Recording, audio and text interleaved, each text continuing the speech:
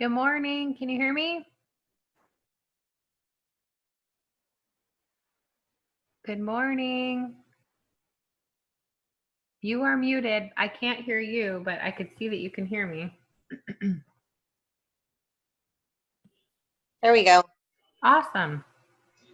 I'm going to wait a few minutes and let people log on, and then I'll start. Okay.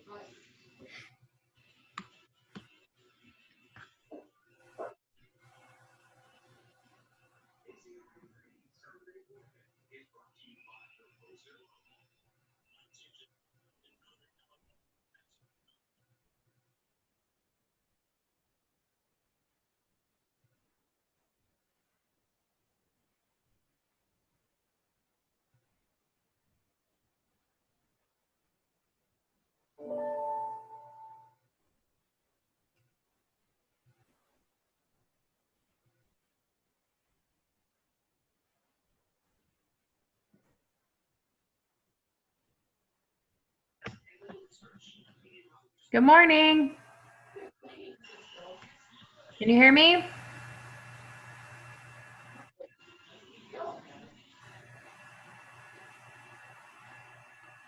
Alma, Heather, can you hear me? You're muted, Heather. I can't hear you.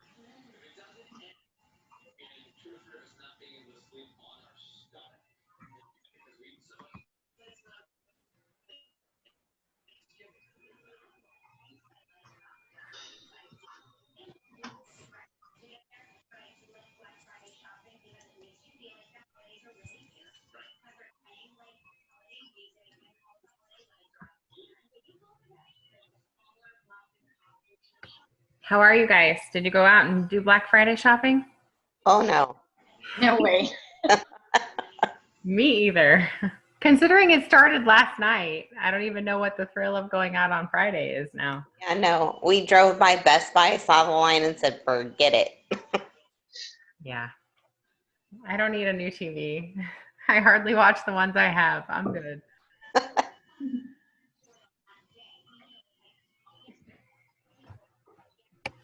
All right, so I'm going to start. I'm going to go through chapter 10 like I would in class. I'll reference the page number and I'll show them on the screen.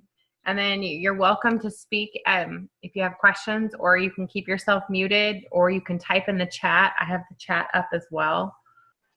Whatever works for you, just, feel free to chime in and ask questions like class. Okay, so we start on page 10-1, and it talks about why we have withholding and taxes. And I think I've mentioned this in class before, but if people were allowed to pay, they would never pay, right? So the government does the pay-as-you-go, where employers are required to withhold on behalf of employees payroll taxes. So there has to be some way for you to say how much you would like to have withheld. That's page 10-2, Learning Objective 2. We always have Social Security and Medicare if you're eligible. And then your W-4 is the form, it's on page 10-3, that helps you determine what your withholdings can be. And I think most people don't understand how this correlates to your taxes. Let's see, the chart on 10-5 shows the amount of the withholding allowances. I can switch my.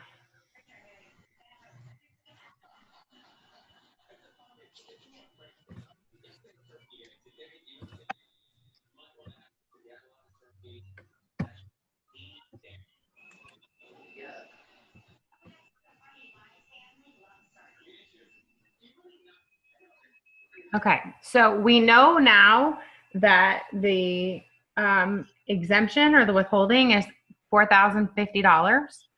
And when you fill out a W-4, based on the time you get paid, so if you get paid weekly, bi-weekly, semi-monthly, it is taking that $4,050 and dividing it over your pay and then giving you the allowance on a W-4 so that you can determine how much you want withheld so that it equals to the tax return at the end of the year. Unfortunately, it doesn't take into account if you have more than one job.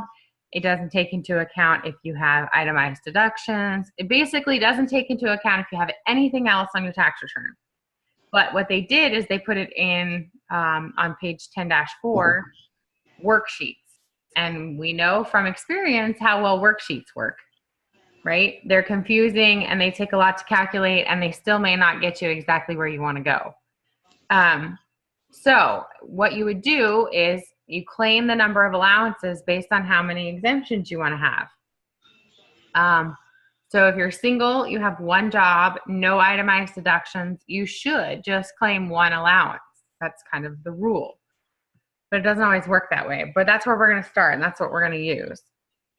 I think the examples in this chapter are probably some of the better ones. They're very straightforward. Like example 10-1, Audrey, single, earns $500 per week. She claims 2 allowances. So it's going to be 2 allowances, right? Bi-weekly. She's single and weekly. So it's $77.90. 2 of those, which is the same as being paid bi-weekly, right? Gross pay less the allowances is how much she has in wages that are subject to withholding. And that's going to be for Social Security and Medicare purposes. So I was confused in the example, Erica, on the percentage method. Like, where did they get the numbers that they used in that calculation at the bottom? That's in the appendix. Let me find you the page.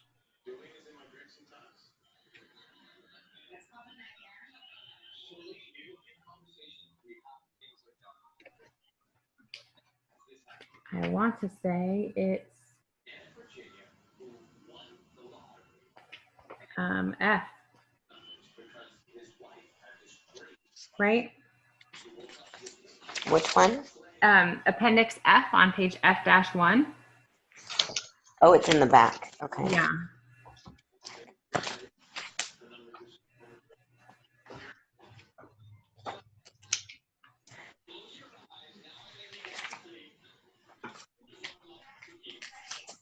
I don't see it. It's like what we did this last semester. They just didn't reference where they got their numbers. Okay. I remember we only used the percentage method when they were above certain thresholds. Right. But you use the percentage for any threshold. It just tends to give you a different amount. Okay. And we always went with the same amount. I think that's the page they're referencing because I don't.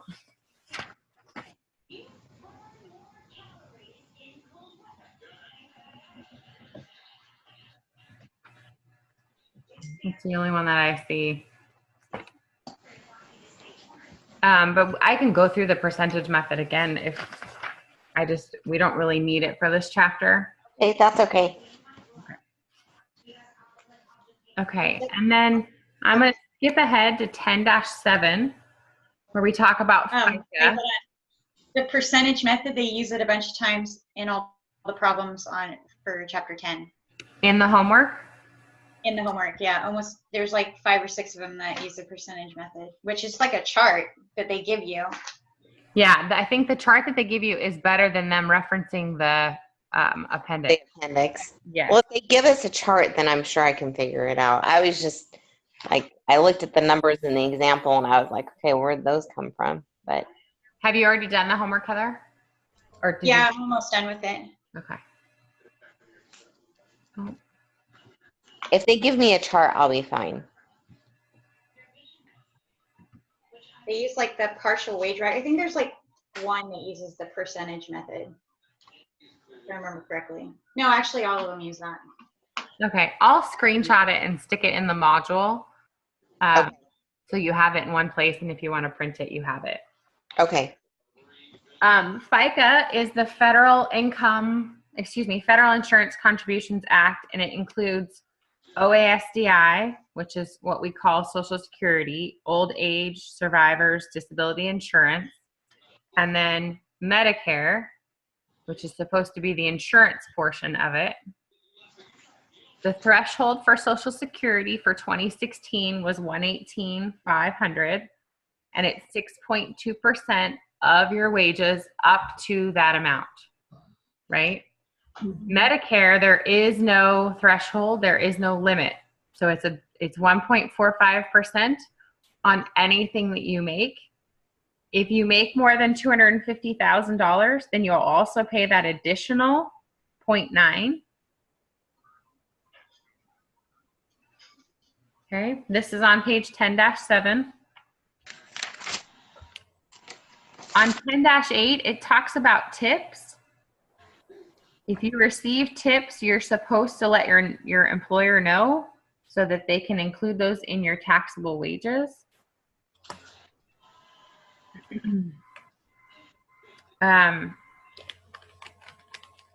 If you're an allocated tip person, like a busser or a bartender are often allocated, then they don't have to withhold taxes. So that could be a significant issue for you. On 10-9, Exhibit 10-3 is the form that employers have to use to report in all of their tips. It's a pretty big deal in food industry, these tips, because it could be a lot of potentially untaxed income.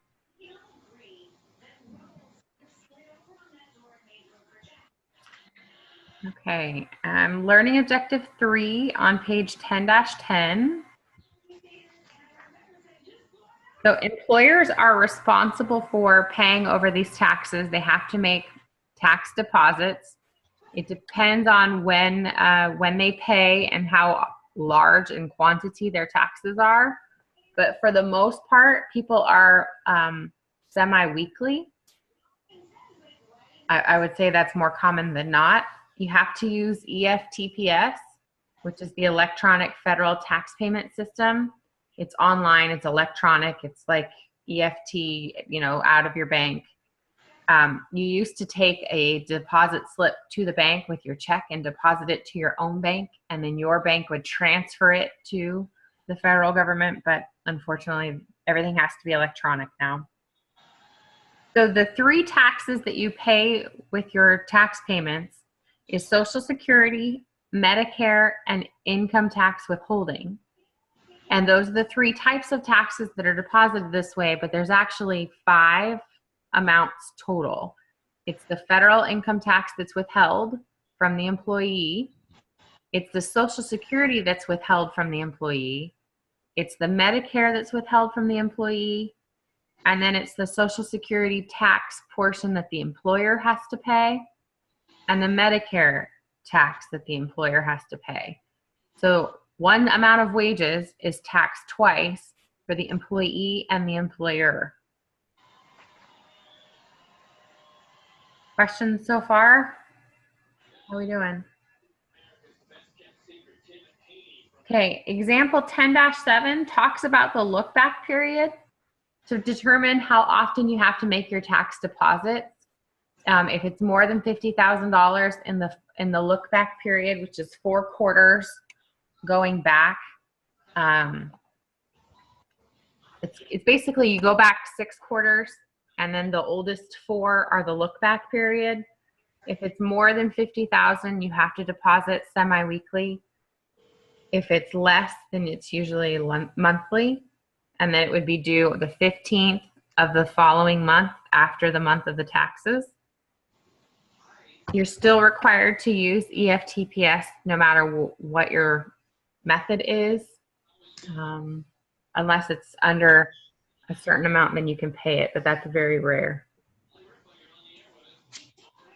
That's on 10-11. If your liability is less than $2,500, you can pay it with the form on Form 941 with the voucher 941V. V is in voucher. Page 10-12 talks about the penalties if you don't make your deposits on time. The penalties are steep. This is page 10-12, and depends on how late your payments are. So if you're 1 to 5 days late, it's 2%. 6 to 15 days, it's 5%. More than 16 days, it's 10% penalty. If you are required to make them electronically and you didn't, that's an additional 10%. If it's paid with the return, but it should not have been, or the wrong bank, that's a 10% penalty. And then if you don't pay, you have the additional 15% penalty. It's pretty stringent. Employers can be personally held responsible if they didn't make the tax deposits or pay over on behalf of their employees. It's one of the ways that you can pierce that corporate veil and hold people responsible. Okay, page 10-13 shows a Form 941. This is the quarterly tax form that employers have to file that shows the amount of wages, the federal withholding, and then the Social Security and Medicare. You'll see that the wages and box 2 and box 3, those are going to be flat amounts because those are coming from your records. Boxes 5A through 5B are calculations, and they include both the employer and employee taxes. We combine them. So when we talked about the self-employment tax of 15.3%, here it is, right? 12.4 and 2.9 is 15.3. Okay, and then you can make adjustments. Your payroll tax forms will never match. They're never equal. You will always be off in pennies. So you fix that on line 7. And then everything gets totaled on line 10. And then if you're a monthly depositor, you use this section part 2 to list out what your deposits were each month. If you're semi-weekly or weekly or anything other than monthly, then you would use a Schedule B, and you would list out when your deposits were supposed to be made. And that's right here. So you put it on the date that you're supposed to make it, and then it totals them by month, totals them by quarter, and then that total gets put on line 11. And then the goal is to have a 0 on line 12. So you should usually calculate your last deposit and prepare your 941 at the same time so that you can make any adjustments if you need, and that you deposit all the tax that you need on your last deposit so that you don't have any penalties or there aren't any issues with the amount that you deposited. If you had an overpayment, you can have it refunded or applied to the next return. If you have a balance due, you need to pay it immediately. And then if it's less than $2,500 for the quarter, you can use the voucher and mail it in with the return.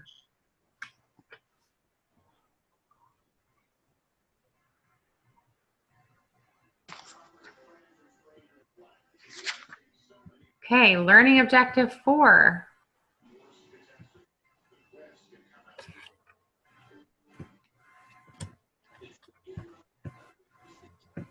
won't let me scroll. There we go. Okay, so self-employment taxes, we've already learned a little bit about. We've had them, we just didn't really know the calculations. So here we go. Page 1017 talks about self-employment tax.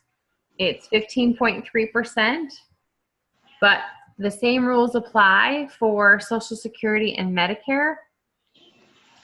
So if you have Social Security wages and you also have a job, you can subtract the difference so that you're not paying tax twice.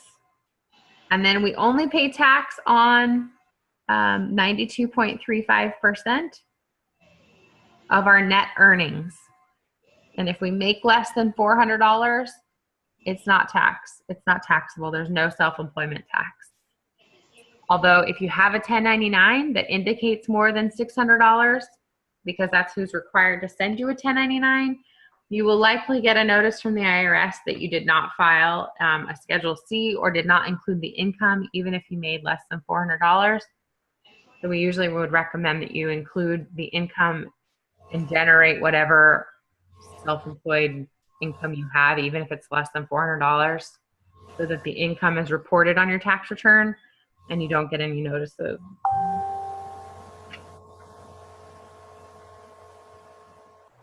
Okay. The bottom of 1017 and the top of 1019 talk about unemployment tax. So in the state of California, you pay unemployment tax, and the federal government, you pay unemployment tax. It's a federal program that's run by the state because the state is who issues out the money. It's 6% for the first 7,000 of wages for each employee. If you are in a state that has a state unemployment program, then you get a credit of 5.4%, no matter how much your state rate is. So if I'm only paying 3% to my state, I still get a credit of 5.4% and only pay in 0.6 for federal unemployment tax. Here in the state of California, new employers start at 3.1%, and then you get an experience rating depending on what type of industry you're in, how many claims you have on your account, your payment history. So you're usually starting at the 3.1, and then it usually goes up. I mean, it can go down, but usually for it to go down, you need to be in business for a long time and have a really good history.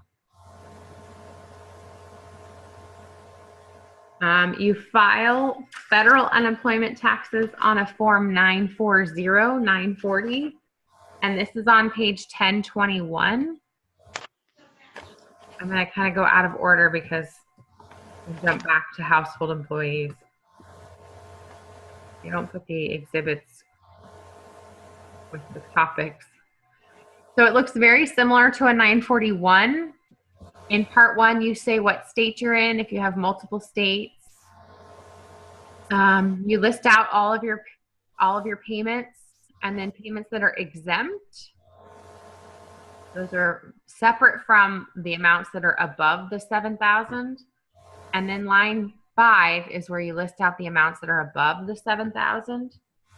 Line 7 is where you would have your total taxable FUTA wages, and you multiply those by 0.6%.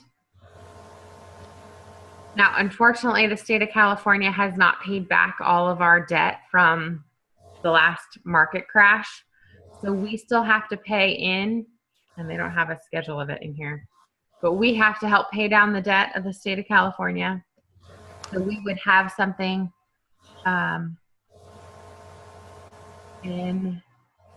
right in here, because unfortunately we still owe quite a bit of money, and I didn't link it. I should have pulled it up prior to see what it's at now, but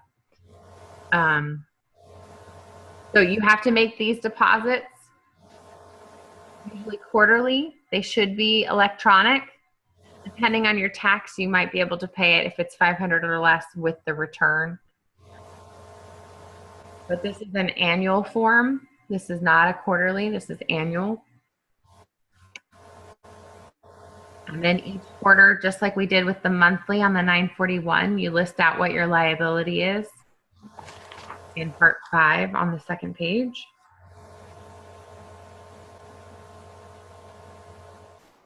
Questions on the 940? No. Okay, so I'm going to scroll back up to household employees.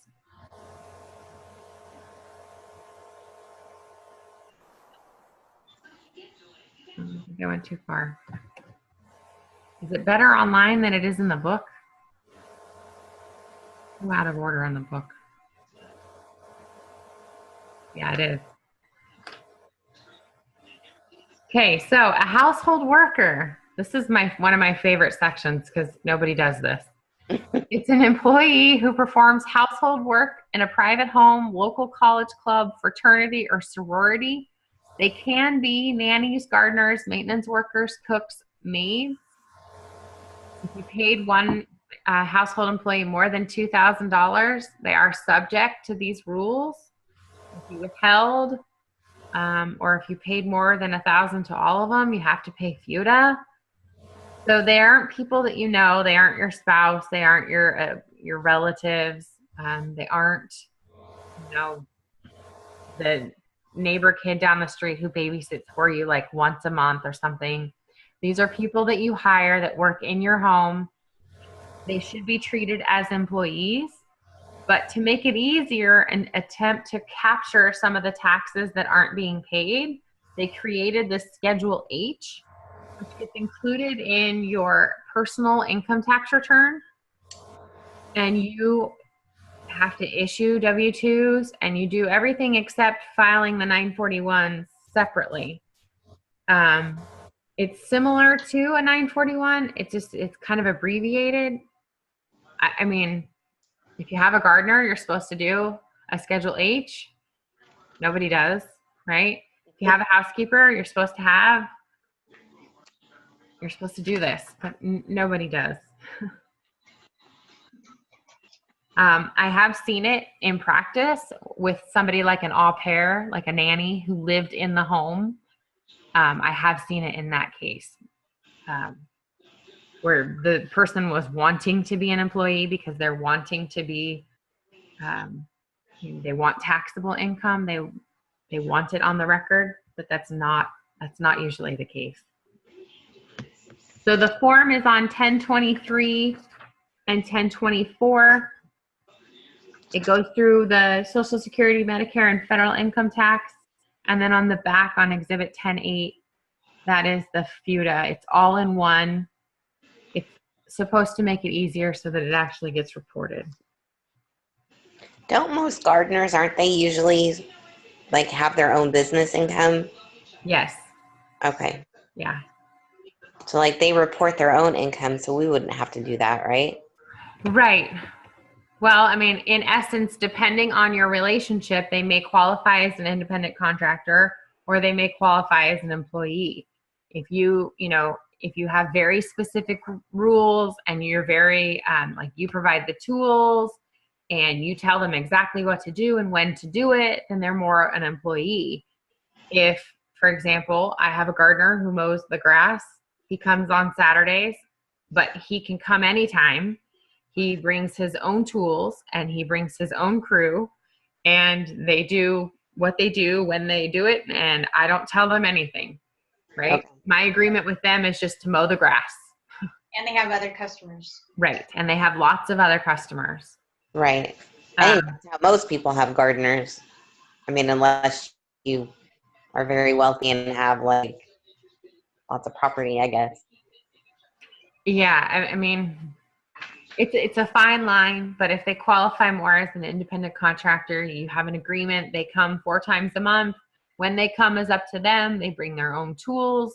They mow it how they want. Like, I don't specify how it needs to be done. Then they're not an employee and they don't necessarily qualify to file on a Schedule H. Okay. I'm not gonna, I can't scroll for some reason when I'm in this view. Okay, I'm on Learning Objective 5, page 1025. And we all know what a W-2 is. Exhibit 10-9 on 1026. Employers are required to give everybody a W-2. They have to have mailed it or delivered it or put it in, put it out there for employees by January 31st. It needs to be postmarked. You're supposed to get multiple copies because you need them depending on how many places you have to file or include them. It has to include all of your wages, your withholding, your Social Security wages, your Medicare wages. Here in the state of California, boxes 15 through 20 are usually filled in because we have state tax. Sometimes I've seen New York City W-2s. They have multiple because they pay not only federal, state, they pay city, and sometimes they pay locality tax. Like what borough they live in, they pay additional taxes. So sometimes this 15 set of boxes gets used multiple times. So they'll actually have 3 or 4 different W-2s because they ran out of room. It has to include ID numbers, all of that information that you need to e-file. Exhibit 1010 is the W-3. The W-3 is the summation of all the W-2s that you issued. So depending on what type of employer, you check the box in 5. And then boxes 1 through 6, for this example in the book, are all of the wages and all of the taxes of all of your employees. So you would send in to the Social Security Administration a copy of the W-3. It's usually red. It's kind of funky looking. You can electronically file them now too. And then along with the W-3, you send in a copy of all of the W-2s that you issued so that they can tie out who received all of the wages and that everybody's accounts get credited properly. There are penalties on the bottom of 1027 if you don't distribute your W-2s on time or properly. There are penalties for that. It's pretty significant because it kind of creates a chain effect. You still can file your tax return without it. You can use your last paycheck stub, but you do have to indicate that you didn't have a W-2. And sometimes they require you to send in a copy of whatever you use to calculate it.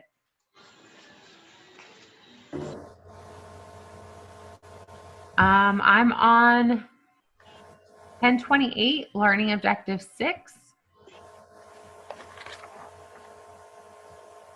Let me, can't scroll.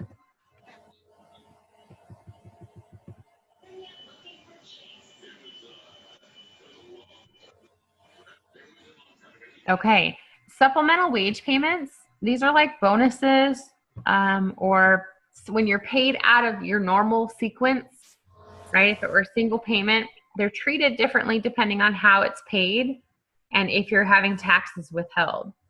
So oftentimes if you receive a bonus, they'll cut you a check just for the bonus and they have to withhold at a flat 25%.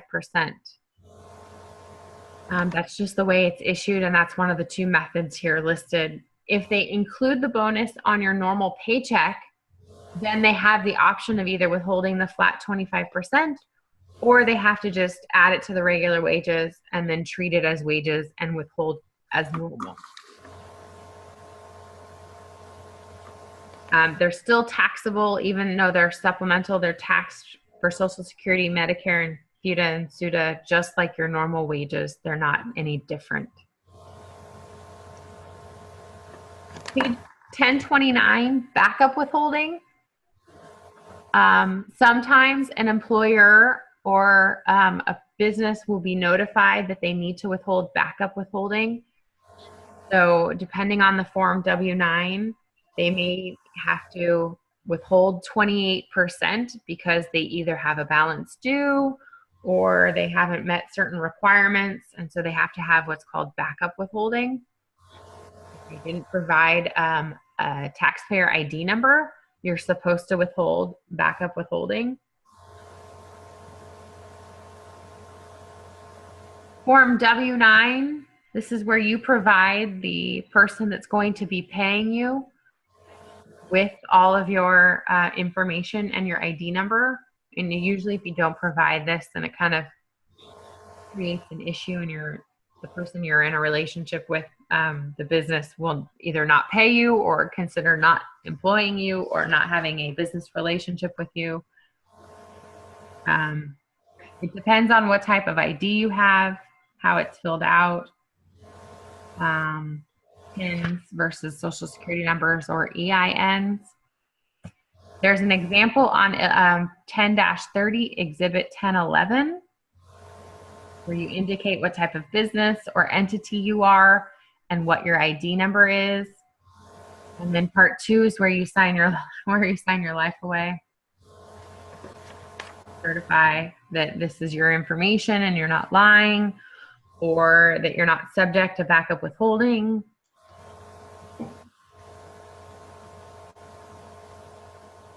And then bottom of 10-30, estimated tax payments, right? If you expect to owe at least $1,000, then you need to make estimated tax payments. They should be 90% of the tax shown on the current return. So when you file an estimate or an extension, or when you're calculating to see if you need estimated tax payments, you should have a pretty good idea of what your tax return is going to look like, so that you know what amount you need to make an estimated tax payment. So it needs to be the smaller of 90% of the tax shown on the current return, or 100% of the tax shown on the prior return, if it's less than or equal to 150, or 110% if it's on the prior return if your income is more than 150,000 per joint. These are safe harbor rules, right? So that you're exempt or protected from penalty. You usually want to go with the greater of, so that you are protected. Estimates are due usually on the 15th of April, June, September, and January. The January payment, if you also have to pay state estimated tax payment, that will make your state payment in the following year. So usually what we would recommend is that you make your fourth quarter estimated tax payments before December 31st, so that they're deductible in the year that they're attached to, right? It's kind of like that state refund, where if you deducted state taxes on your Schedule A, then it could potentially be a taxable refund in the next year. This is part of that. This would be a state tax that would be included on Schedule A as paid. You might have a timing difference as to when it's paid. Exhibit 10-12 on 1031 is an example of what an estimated tax payment voucher looks like. You can also make these online, and depending on your income, you are required to. The state of California also has requirements for electronic tax deposits for individuals regarding estimated tax payments based on income levels. And that was chapter 10. I know, I want to say over half of you that are on this call right now have taken payroll tax already. So, Yep. so this is like a refresher. This is kind of just looking at it from the individual perspective and how they tie, not so much the calculation. Are there any questions?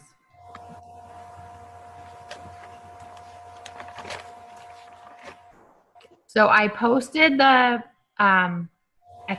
homework for chapter 10 and chapter 11 and made them both available. Not that they're not due until December 5th, I believe, but just so that you had time, if you had time this weekend, you wanted to work on them or look at them and have questions. Because I'm hoping to not spend any time on payroll, because next week we have retirement and tax deferred plans and annuities, and that one has some calculations that I think we'll need to spend more time on than payroll, and then we should be on track.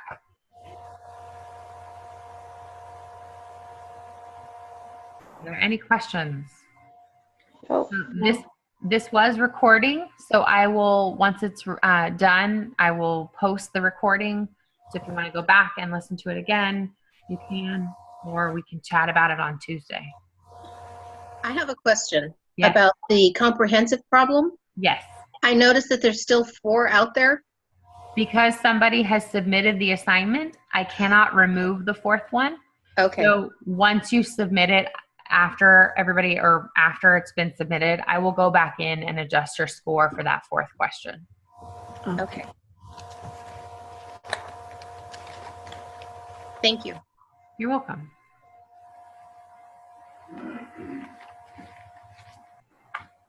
All right, guys. Well, that was it. That's all I have for you. To me, it's a pretty succinct chapter, and especially because a lot of you guys have already taken payroll. For those of you who haven't, I'm happy to go through examples and go through it in detail. I like teaching payroll. I'm kind of bummed I'm not. So I don't mind this chapter and this topic at all. Otherwise, have a great weekend. you too. Thank you. Thanks, you too. Thanks, guys.